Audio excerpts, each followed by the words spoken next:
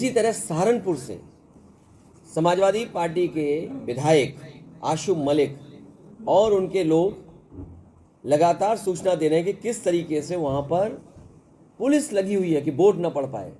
आखिरकार पुलिस को किसने अधिकार दिया है चेक करने जाएंगे वोट? क्योंकि वो भारतीय जनता पार्टी के करीबी हैं, पुलिस कप्तान, जिला अधिकारी, तो वो जो चाहेंगे सो लूट लेंगे। ये लूटने का लोकतंत्र बनाना चाहती है भारतीय जनता पार्टी। पूरा सहारनपुर में वोट नहीं डालने दे रहे हैं। आखिरकार ये चलेगा लोकतंत्र में।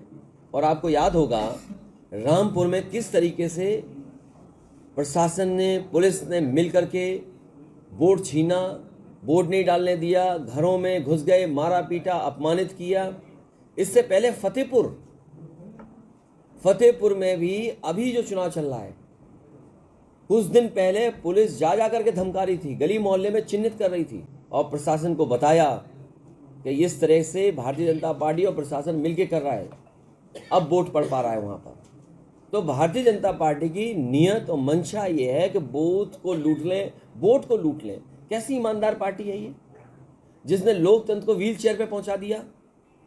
लोकतंत्र को जो बाबा साहब भीमराव अम्बेडकर जी ने संविधान दिया था, उस संविधान की धज्जियां उड़ा रहे हैं लोग। हमें अधिकार उन्होंने तो दिया वोट डालने का। आज हमारे नगर निकाय के चुनाव में वोट को लूट रहे हैं। पहले इन्होंने ब्लॉक प्रमुखी में लूटा, जिला पंचायत में बेईमानी की, पैसे की ताकत से, पैसे की, प्रशासन की ताकत से। आज मेयर और नगर पालिका में बेईमानी कर रहे हैं, कल को लोकसभा में करेंगे, आने वाले एमएलसी में करेंगे। और आपको याद नहीं, जिस समय काउंटिंग हो रही थी कन्नौज में, उस समय जिलाधिकारी ने सेंट्रल फोर्स को बुला करके और यहाँ के सांसद और बीजेपी के लोगों को काउंटिंग स्थल पे अंदर बुलाया था कि नहीं बुलाया था, आप लोग सब जानते हो।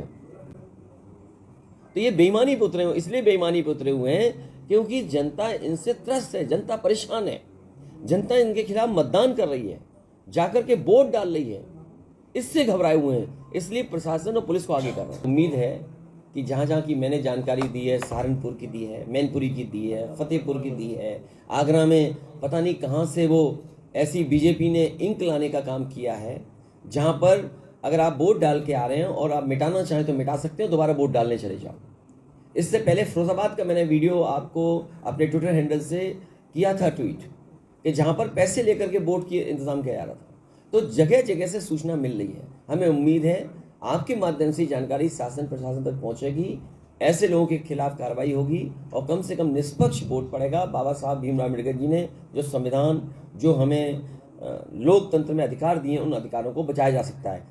लगातार सूचना इलेक्शन कमीशन को, सरकार को, जिम्मेदार लोगों ने जानकारी दी जा रही है कि किस तरीके से चुनाव को लेकर के भारतीय जनता पार्टी और प्रशासन के लोग मिलकर के लूट कर रहे हैं वोट की।